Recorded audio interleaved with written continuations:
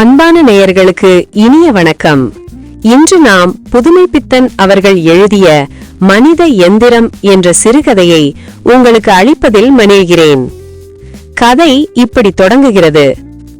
ஸ்ரீ மீனாட்சி சுந்தரம் பிள்ளை ஒரு ஸ்டோர் குமாஸ்தா. அவர் உப்பு புளி பற்றுவரவு கணக்கின் மூலமாகவும் படிக்கல்லின் மூலமாகவும் மனித வர்க்கத்தின் சோக நாடகங்களையும் மனித சித்தத்தின் விசித்திர ஓட்டங்களையும் அளந்தவர். அவருக்கு சென்ற 45 வருஷங்களாக அதே பாதை, அதே வீடு, அதே பலசரக்கு கடையின் கமரல்தான் விதி. அதுவும் அந்த காலத்தில் அடக்கமான வெறும் மூளை தெரு ராமு கடையாகத்தான் இருந்தது. கடையும் பிள்ளையவர்களுடன் வளர்ந்தது. ஆனால் அதில் சுவாரஸ்யம் என்னவெனில், வெறும் மீனாட்சி ஸ்ரீ மீனாட்சி சுந்தரம் பிள்ளையாக பரிணமித்தாலும் அவருக்கு அந்த பழையதுதான், அந்த காவி ஏறிய கம்பிக்கரை வேஷ்டிதான். கடைக்கு முன்னால் இருந்த காரையும் கூரையும் போய் reinforced concrete, electric light, counter முதலிய அந்தஸ்துகள் எல்லாம் வந்துவிட்டன. கடையும் பிள்ளையும் ஒன்றாக வளர்ந்தார்கள். ஆனால் ஒட்டி வளரவில்லை. கடையில் வரவு செலவு வளர்ந்தது, பிள்ளை அவர்களுக்கு கவலையும் வளர்ந்தது. ஸ்ரீ மீனாட்சி சுந்தரம் பிள்ளை பற்றுவரவு கணக்குகளில் உள்ள சிக்கல்களை எல்லாம் குத்துவிளக்கு அடியில் இரவு 12 மணி வரை மல்லாடுவார். இப்பொழுதும் அந்த குத்துவிளக்கு அடியும் விசிறியும் உடன் விழித்திருக்கும்.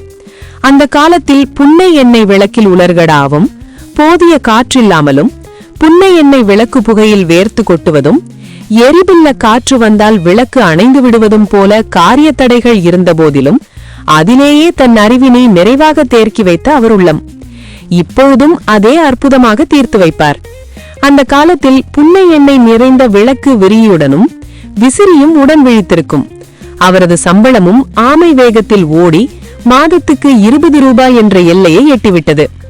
பற்றுவரவு கணக்கு நிபுணர் ஸ்ரீ மீனாட்சி சுந்தரம் பிள்ளையின் திறமையெல்லாம் அந்த ஸ்டோர் கடையுடன் தான். வீட்டு வரவு செலவு பெருமாளாக சென்ற 45 வருஷங்களாக பறந்து கிடக்கிறது, பறந்து கொண்டு வருகிறது.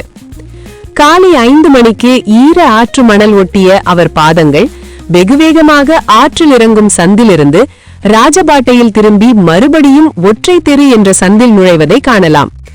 மழையானாலும் பனியானாலும் ஈர வேஷ்டியை சற்று உயர்த்திய கைகளால் பின்புறம் பறக்க விட்டு கொண்டு உலர்ந்தும் உலராத நெற்றியில் சுப்பிரமணிய சுவாமி கோவில் விபூதி, குங்குமம், சந்தனம் விகசிக்க அவர் செல்லும் காட்சியை சென்ற 45 வருஷங்களாக கண்டவர்களுக்கு அவர் பக்தியை பற்றி அவ்வளவாக கவலை ஏற்படாவிட்டாலும் நன்றாக முடுக்கி விழப்பட்ட பழுதுபடாத எந்திரம் ஒன்று நினைவிற்கு வரும். 6 மணி ஆகிவிட்டால் நேற்று துவைத்து உலர்த்திய வேஷ்டியும் துண்டுமாக ஈரத்தலையை சிக்கெடுத்த வண்ணம் ஸ்டோர் கடையை நோக்கி நடப்பார். மறுபடியும் அவர் இரவு 10 அல்லது 12 மணிக்கு கடையை பூட்டிக் கொண்டு திரும்புவதை பார்க்கலாம். மீனாட்சி கணக்கு பிள்ளை அந்தஸ்தை எட்டுவதற்கு முன்பே 4-5 குழந்தை மீனாட்சிகள் தெருவில் புழுதி ரக ஆராய்ச்சியில் ஈடுபடுவது சர்வசாதாரணமாகிவிட்டது. பிள்ளை அவர்கள் பொறுமைசாலி. ஆதிசேஷன் ஒரு பூமியின் பாரத்தை தான் தாங்குகிறானாம்.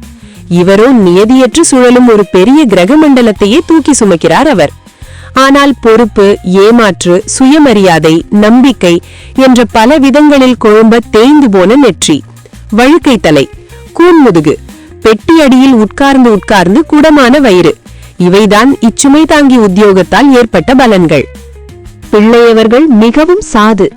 அதாவது படாடோபம், மிடுக்கு, செல்வம், அகம்பாவம், சக்தியையும் தன்னம்பிக்கையையும் அறவே இழந்துவிட்டன.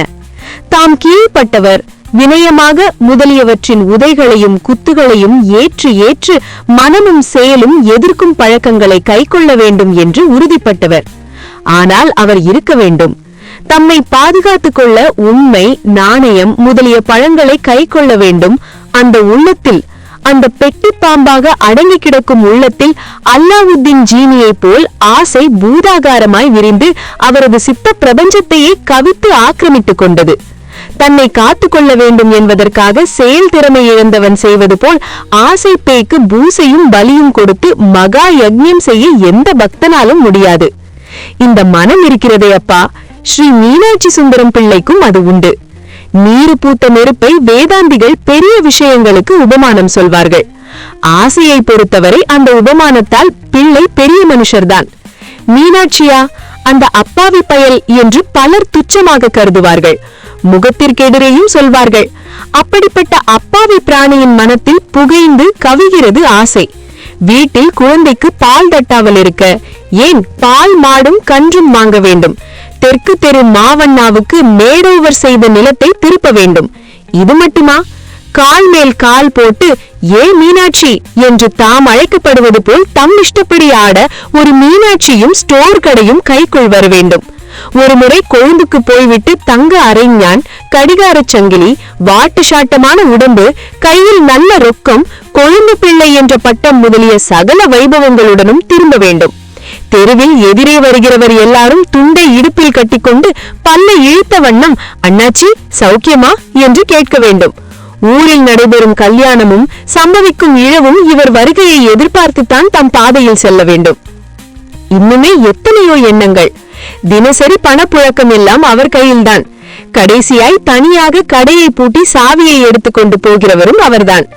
அதே சமயத்தில் தான் கடைக்கு கூப்பிடுகிற தூரத்தில் இருக்கும் ரயில்வே ஸ்டேஷனில் 5 நிமிஷம் நின்றுவிட்டு தூத்துக்குடி ஷட்டில் வண்டி புறப்படுகிறது. டிக்கெட் வாங்கிக் கொண்டு ராத்திரியோடு ராத்திரியாக கம்பி நீட்டி விடலாம். டிக்கெட்டுக்கு மட்டும் பணம் எடுக்க தினசரி கடையில் பணம் புரளும். ஆனால் அந்த போலீஸ்கார பயல் இருக்கிறானே, நினைக்கும் போதே பிள்ளை அவர்களுக்கு அவன் கை தோளில் விழுவது போல திடுக்கிட்டு திரும்பி கூட பார்த்து விடுவார். சிலர் நேரத்தை தெரிந்து கொள்ள கை கடிகாரம் சுட்டிக் கொள்ளுவார்கள். வேறு சிலர் நிழலின் குறியை உபயோகப்படுத்திக் கொள்ளுவார்கள். கடிகாரத்தின் மெயின் ஸ்பிரிங் ஒடிவதற்கு ஓது உண்டு. சூரியனை மேகம் மறைத்தால் நிழலின் குறியெல்லாம் அந்தரித்துக் கொண்டு போக வேண்டியதுதான். அதனால்தானோ என்னவோ சென்ற 45 வருஷங்களாக கொக்கிரகுளத்தில் உள்ள பலருக்கும் ஸ்ரீமான் மீனாட்சி சுந்தரம் பிள்ளை சாவி கொடுக்காத கடிகாரமாய், மேகத்தால் மறையாத சூரியனாய், என்றும் பழுதுபடாத நித்திய வஸ்துவாய் இருந்து வருகிறார். பிள்ளைக்கு எதிலும் நிதானம். இயற்கையின் நியதியைப் போல் இருக்கும் அவர் நடவடிக்கையெல்லாம். நேற்று இருந்த மாதிரிதான் இன்றும் நாளையும் இனி என்றும். ஒன்று மட்டும் சொல்கிறேன், கொக்கிரகுளத்தில் உள்ள மிகவும் முதிர்ந்த கிழவருக்கும் அவர் தம் சன்ன கம்பி கருப்பு நாட்டு வேஷ்டியுடன் தான் காட்சியளித்து வருகிறார். இந்த ஒழுங்கிலிருந்து அவர் விலகியதும் கிடையாது, விலக முயன்றதோ விரும்பியதோ கிடையாது. ஸ்ரீ பிள்ளை அவர்களின் முகம் தேஜஸ் கீஜஸ் என்ற தொந்தரவெல்லாம் பெறாவிட்டாலும் அவர் ஒரு சித்தாந்தி. பற்று வரவு கணக்கு அவருக்கு வாழ்க்கையின் ரகசியங்களை எடுத்து காண்பித்து புகை பூடு தெரியும் விளக்கை போன்ற ஒரு மங்கிய சித்தாந்தத்தை உபதேசித்தது. மூளை தெரு லாந்தன் கம்பம் கூட சோர்ந்து விட்டது. கொக்கிரகுளத்தில் உள்ள லாந்தன் கம்பங்களுக்கு இரவு 10 மணிக்குள்ளாகவே சர்வசாதாரணமாக ஏற்படும் வியாதி இது. மூளை தெருவில் மற்ற இடங்கள் எல்லாம் ஒடுங்கிவிட்டன. ஸ்டோரில் பெட்டியடி மேல் ஒற்றை மின்சார விளக்கு பிரகாசிக்கிறது. பின்னை அவர்கள் ஓலைப்பாயில் உட்கார்ந்து கொண்டு மேஜையின் மேலுள்ள சிட்டை புத்தகத்தில் ஏதோ பதிந்து கொண்டிருக்கிறார். சுப்பு பிள்ளையா? 4, 4:30, 4:30 மாகாணி, 4:30 மாகாணியும் ஒரு சல்லியும், 4:30 மாகாணி ஒரு சல்லி ஒரு துட்டு, 4, 9, 5 சல்லி. சத்துனுக்கு கொடுத்து கட்டுமா? நாளைக்கு வரட்டும் சொல்லறேன். கோவாலையன்னா சொல்லவும் முடியாது, மெல்லவும் முடியாது. என்ன செய்யறது? பிள்ளைய வாழ்பாடு அவன் பாடு. ஏடுகளை புரட்டுகிறார். நெற்றியில் வழியும் வேர்வையை துடைத்துவிட்டு ராமையா பிள்ளை பேரேட்டை திருப்பி கூட்ட ஆரம்பித்தார். வீசம், அரைக்கால், அரையேரைக்கால். என்ன அண்ணாச்சி, இன்னும் கடை அடைக்கல? என்னத்து விழுந்து விழுந்து பாக்கிய என்று கொண்டே வந்தார் மாவடியா பிள்ளை. வாரம் இரியும் என்று சொல்லி மறுபடியும் கணக்கில் ஈடுபட்டார் பிள்ளை. என்னையா, வண்டி போயிருக்குமே, இன்னமா உமக்கு என்ன பைத்தியம்? தம்பி, நீங்க ஒரு 3 வீசம் அரை வீசம் கொடுக்கணுமில்ல, நாளாயிட்டுதே, கொஞ்சம் பாருங்க, கடையில பெரண்டா தானே முடியும். அதுக்கு என்னையா, வார வியாழக்கிழமை பாக்குறேன். நீங்க வீசம்படி புன்னக்காய் எண்ணெய் கொடுங்க, எல்லாத்தையும் சேர்த்து கொடுத்துடுறேன், பார்த்து செய்யுங்க என்று சொல்லிக்கொண்டே மேல் துண்டை எடுத்து ஒரு தோளில் போட்டுக்கொண்டு எழுந்தார். கொட்டாவி வந்து விட்டது. வாய்ப்பக்கம் விரலால் சுடக்கு விட்டுக்கொண்டே மகாதேவா மகாதேவா என்று முணுமுணுத்த வண்ணம் நெடுங்கால களிம்பால் பச்சை ஏறி போன புன்னக்காய் எண்ணெய் இருக்கும் செப்பு பாத்திரத்தண்டை சென்றார். குனியும் முன் தலையை விரித்து உதறி இடது கையால் அள்ளி சொருகி கொண்டு கட்டை விரலுக்கும் நடுவிரலுக்கும் இடையில் பிடித்து வீசம்படியில் எண்ணெயை எடுத்துக்கொண்டு திரும்பினார். தம்பி என்று கொண்டே நீட்டினார். மாவடியா பிள்ளை கையில் இருந்த சிறு பித்தளை டம்ளரில் வாங்கிக் கொண்டார். பிள்ளை அவர்கள் மறுபடியும் ஒழுங்காக மேல் துண்டை மடித்து பெட்டியடியில் போட்டுக்கொண்டு மகாதேவா என்று ஓலவிட்ட வண்ணம் ஒற்றை கையை பெட்டியின் மேல் ஊன்றியபடி மெதுவாக சம்மணமிட்டு உட்கார்ந்தார். மாவடியா பிள்ளை புறப்படுவதாக தோன்றவில்லை. என்னன்னாச்சி, இன்னும் நேரமாகலையா என்று பெட்டியடி பக்கத்தில் இருந்த தட்டிலுள்ள பொறிக்கடலையை எடுத்து கொறிக்க ஆரம்பித்தார். இன்னும் 2-3 புள்ளைய பார்த்து விட்டுதான் கடை எடுக்கணும். எனக்கு செல்லும். வார வைகாசிலே ராதா வரத்து பிள்ளை என்னமோ காசு கடை வைக்கிறார்களாமே, மோங்கிலுக்கு என்னையா என்று சிரித்தார் பிள்ளை. அவளுக்கு என்ன, காசு கடையும் வைப்பாக, கும்பினி கடையும் வைப்பாக. கையில பசை இருந்தா யாருதான் என்னதான் செய்ய மாட்டாக. வார வைகாசிலையா, யார் சொன்னா என்று வாயில் உப்பு கடலை ஒன்றை எடுத்து போட்டபடியிலே கேட்டார். என்னையா ஒரே அடியா கைய விரிக்கிய, உங்களுக்கு தெரியாமலா பிள்ளையா வீட்டுல ஒண்ணு நடக்கும், யாருக்கிட்ட உங்க மூட்டையை அவுக்கிய என்று கையில் எடுத்த பென்சில் முனை மழுங்கி இருந்தால் நகத்தால் கட்டையை உரித்து கொண்டே சொன்னார். ஆரம்பிக்க போகும் காசு கடையிலும் அதில் மாவடியா பிள்ளைக்கு கிடைக்கக்கூடிய ஸ்தானத்தையும் பற்றி விஸ்தாரமாக நினைக்க ஆரம்பித்து விட்டார். மாவடியா பிள்ளைக்கு என்ன, கையிலே பணம் புரண்ட வண்ணம்தான். இப்பவே ஒரே அடியாக முழுங்குறானே, ஆளை கையிலே பிடிக்க முடியுமா? அவர் மனம் காசு கடை பெட்டியடியில் உட்கார்ந்திருக்கும் கற்பனை மாவடியா பிள்ளையை கண்டு பொறாமைப்பட்டது. என்னதான் இருந்தாலும் நாணயமா ஒரு இடத்தில் இருக்கிறவன் என்று பெயர் வாங்க போறானா? 45 வருஷங்கள் ஒரே இடத்தில் இருந்து பெயர் வாங்கினால் அல்லவா தெரியும். உடனே மனம் 45 வருஷங்களையும் தாவி ஏதோ அந்த காலத்தில் பள்ளிக்கூடத்திற்கு போக மறுத்ததினால் ஏற்பட்ட இந்த மாறுதலை நினைத்தது. அந்த காலத்தில் அது பிரமாதமாகப்படவில்லை. அப்புறம் பிள்ளையும் குட்டியும் வந்து அது இது என்று ஆக ஆக சந்தர்ப்பம் தவறாக மாறி பெரிய தவறாக உருவெடுத்தது. வக்கீல் பிள்ளையும் உடன் படித்தவர்தான். இப்பொழுது அவரை ஏழை ஆறுமுகம் என்று கூப்பிட முடியுமா? பிள்ளை அவர்களுக்கு மனம் கணக்கில் லயிக்கவில்லை.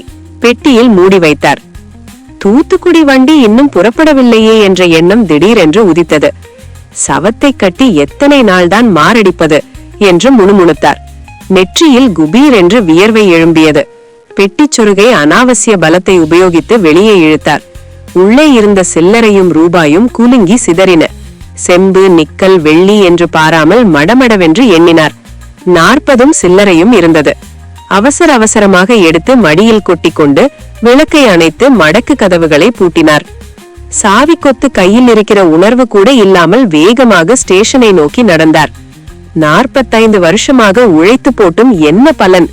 நாக்குக்கு ருசியாக சாப்பிட முடிந்ததா? என்ன பண்ணிவிடுவான்? கொஞ்சம் தூரம் சென்ற பிறகுதான் செருப்பை கூட கழையிலேயே வைத்துவிட்டு வந்து விட்டார் என்ற உணர்வு தட்டியது. பூட்டின பிறகு நேரே வீட்டிற்குத்தான் போக வேண்டுமா? நம்ம நினைப்பு அவனுக்கு எப்படி?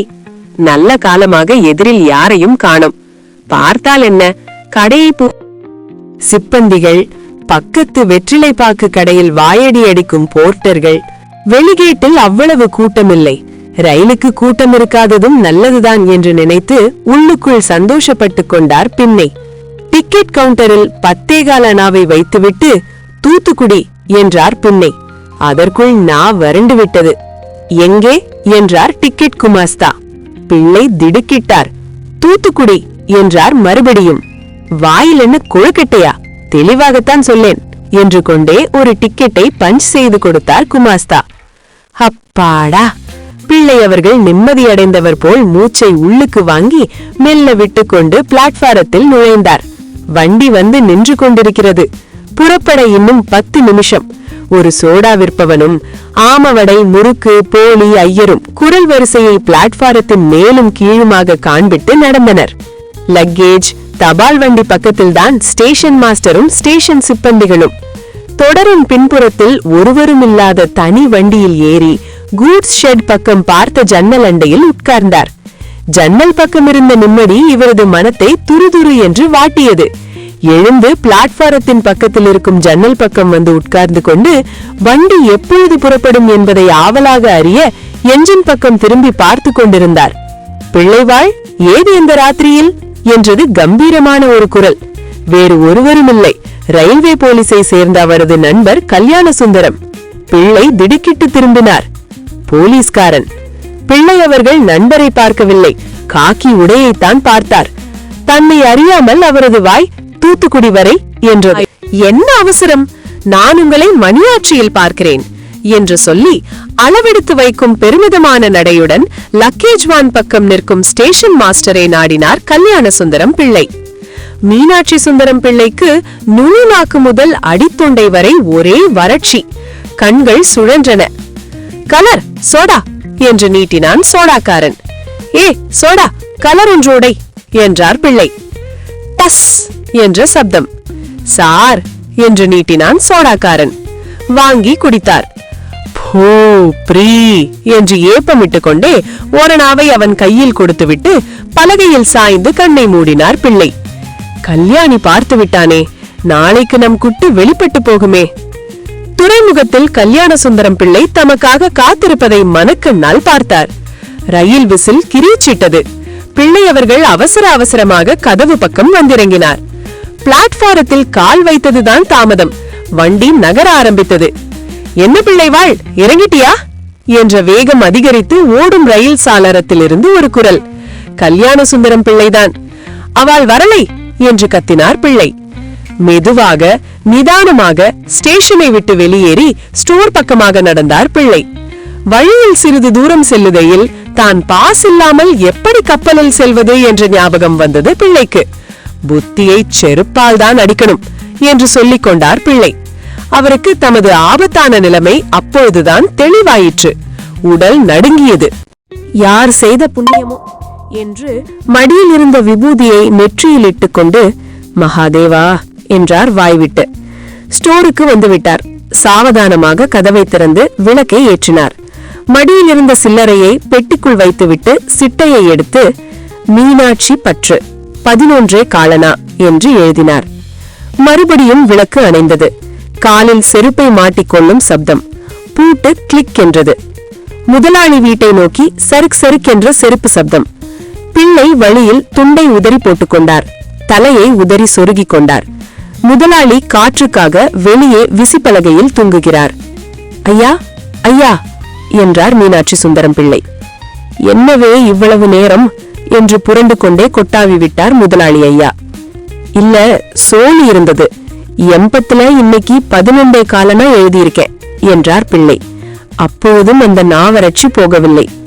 சரி, விடியன வரப்போ மூக்கன வண்டிய போட்டுக்கிட்டு வர சொல்லும், சந்தைக்கு போக வேண்டா என்றார். சொல்லிவிட்டு கொடுங்கையை தலைக்கு வைத்துக் கொண்டு கண்ணை மூடிக்கொண்டார். மீனாட்சி சுந்தரம் பிள்ளை முதலாளி ஐயாவை சற்று நேரம் பார்த்து கொண்டே நின்றார். அப்புறம் மெதுவாக திரும்பி நடந்தார். கதை நிறைவடைந்தது. இந்த சிறுகதை மணிக்கொடி இதழில் 25/4/1937 வெளியிடப்பட்டது. பிடித்திருந்தால் சப்ஸ்கிரைப், ஷேர், லைக், கமெண்ட்.